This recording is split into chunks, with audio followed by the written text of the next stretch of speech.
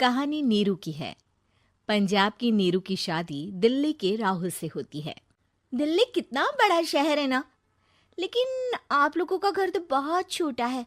हमारे पंजाब में तो ये बड़े बड़े घर होते हैं कि मजा ही आ जाता है। कोई बात नहीं नीरू, मैं भी तुम्हारे लिए बहुत बड़ा मकान बनाऊंगा बहुत जल्दी।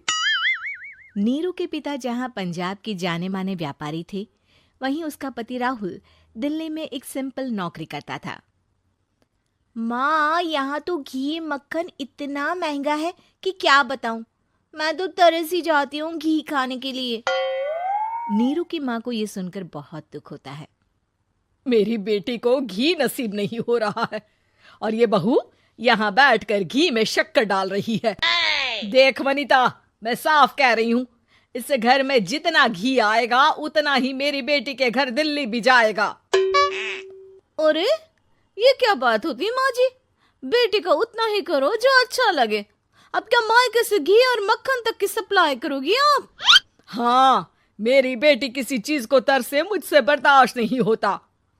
अब क्या था, नीरू के मायके में 2 किलो घी आता तो 2 किलो दिल्ली जाता नीरू के पास। एक दिन, माँ बड़ी गर्मी पड़ती है दिल्ली में। इस घर में तो एक ही एसी है और वो भी ड्राइंग रूम में। सारा परिवार एक ही कमरे में सोता है। हाँ बेटा, वो तो हर घर की कहानी है। यहाँ भी एक ही एसी है। अरे बिल इतना आता है कि क्या बोलूं। तभी वहां राकेश आ जाता है। माँ, थोड़ी देर में यहाँ कुछ प्लम्बर आएंगे मेरे कमरे में एसी लगाने। जरा ध्यान से लगवा देना ना माँ। ओए, ऐसे कैसे तेरे कमरे में एसी लगेगा? हाँ राकेश, एक बार बात तो कर लेता। अरे पापा, वो वनिता को गर्मी में नींद नहीं आती। ड्राइंग रूम में सबके साथ सोने में वो अनकंफर्टेबल है, इसलिए। अरे पूरे परिवार के साथ वहां तेरी बहन नीरू भी तो सोती है। वो नहीं हो रही क्या अनकंफर्टेबल? समझ रहा है ना? अगर एसी लगेगा तो एक दिल्ली में तेरी बहन के कमरे में भी लगेगा, तभी तू लगा सकेगा। राकेश वनिता को सारी बात बताता है। वनिता करती भी क्या, मन मारकर बैठ जाती है। माँ, ये लोग ठीक नहीं है, क्या करूं मैं? अरे बेटी, यहाँ आ जा, तू यहाँ आकर रह ले। अरे छोड़ दे ऐसे पति को। कैसे छोड़ दूं माँ? समाज क्या कहेगा, लोग क्या कहेंगे? वैसे भी मेरा एक बेटा है मयंक। अरे हटा बेटा, तेरी उम्र ही क्या है? इतनी परेशान रहेगी तो काम कैसे चलेगा? खैर, बात आई गई हो जाती है। माँ को लगता है कि नीरू ठीक है, तो वहीं नीरू के मन में एक ही लाइन चल रही होती है, यहाँ आजा। माँ ने तो बोल ही दिया है कि यहाँ आजा। बस मयंक थोड़ा सा बड़ा हो जाए, इन गरीबों को छोड़कर मैं वापस माँ के पास ही चली जाऊंगी। वो इसी सोच में बाजार में चल रही थी कि मैम, आपका दुपट्टा जमीन को छू रहा है। नीरू जैसे ही उस लड़के की तरफ देखती है, देखती ही रह जाती है। हाय रे, कितना सुंदर लड़का है ये। अब क्या हुआ? मैंने कहा आपका दुपट्टा। तो खुद ही उठाकर दे दो ना। लड़का समझ जाता है कि नीरू उस पर फिदा हो चुकी है। वो उससे उसका नंबर लेकर चला जाता है। अब क्या था, नीरू और रोहित में लगातार बातें होने लगती है। मैं हरियाणा का रहने वाला हूँ, यहाँ एक बड़ी कंपनी का मैनेजर हूँ। अच्छा, और कितने बच्चे हैं तुम्हारे? बच्चे? अरे मेरी तो शादी भी नहीं हुई है। तुम बताओ, शादी करोगी? नीरू शर्मा जाती है। अब लेकिन मैं तो पहले से ही शादीशुदा हूँ। मुझे फर्क नहीं पड़ता, बस तुम शादी कर लो, भाग चलते हैं। बहुत पैसे वाला हूं मैं, हमेशा खुश रखूंगा तुम्हें। नीरू रोहित से मिलकर सारा प्लान बना लेती है और फिर एक दिन घर से भाग जाती है। दोनों शादी कर लेते हैं।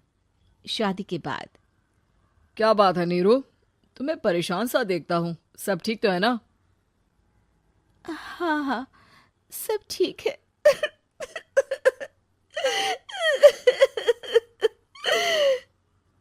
ये कहते कहते ही वो रोने लगती है। अरे क्या हो गया, रो क्यों रही हो? मैंने तुमसे एक बात छुपाई है और वही बात अब मुझे परेशान कर रही है।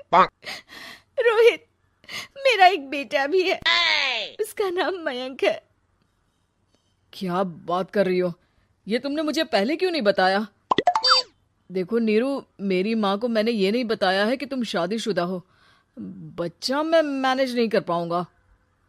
नीरू को समझ में नहीं आता कि वो क्या करे। तुम उस बच्चे को अपनी माँ को क्यों नहीं दे देती?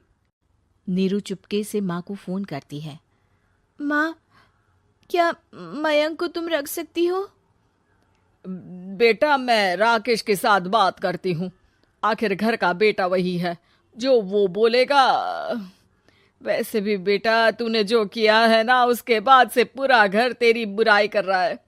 मैं भी अब किसी से तेरे लिए लड़ नहीं सकती। राकेश बेटा, नीरू ने तो जो किया बहुत ही बुरा किया, लेकिन मैं सोच रही थी कि क्यों ना मयंक को हम यहाँ ले आए। तभी वनीता बोल पड़ती है।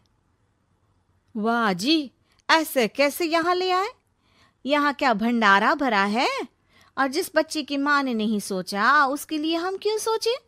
नीरू को एक बार तो अपने बच्चे के बारे में सोचना चाहिए था ना। अरे लेकिन तेरे पास भी तो लड़का नहीं है ना वनीता। माँ, वनीता ठीक बोल रही है।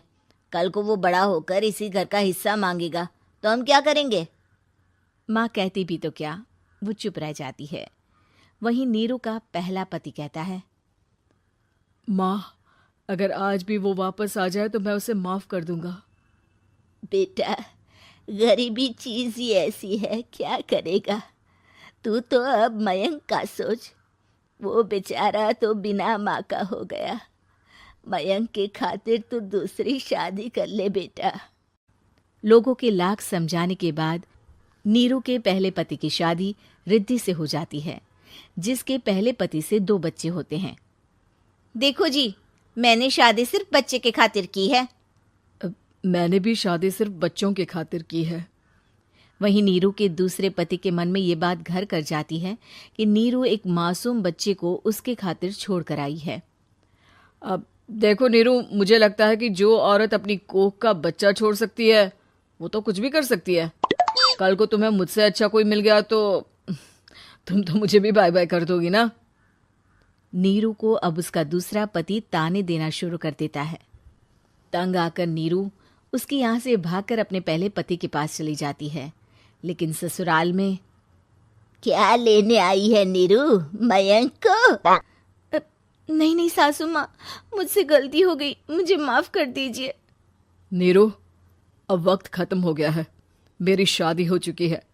तो छोड़ दो ना उसे, हमारा बच्चा है। मैं आपको अपनी माँ नहीं मानता, मेरी नहीं मान तो बात अच्छी है। नीरू मयंक की बात सुनकर समझ जाती है कि उसके पास अब न आसमान रहा ना ही जमीन।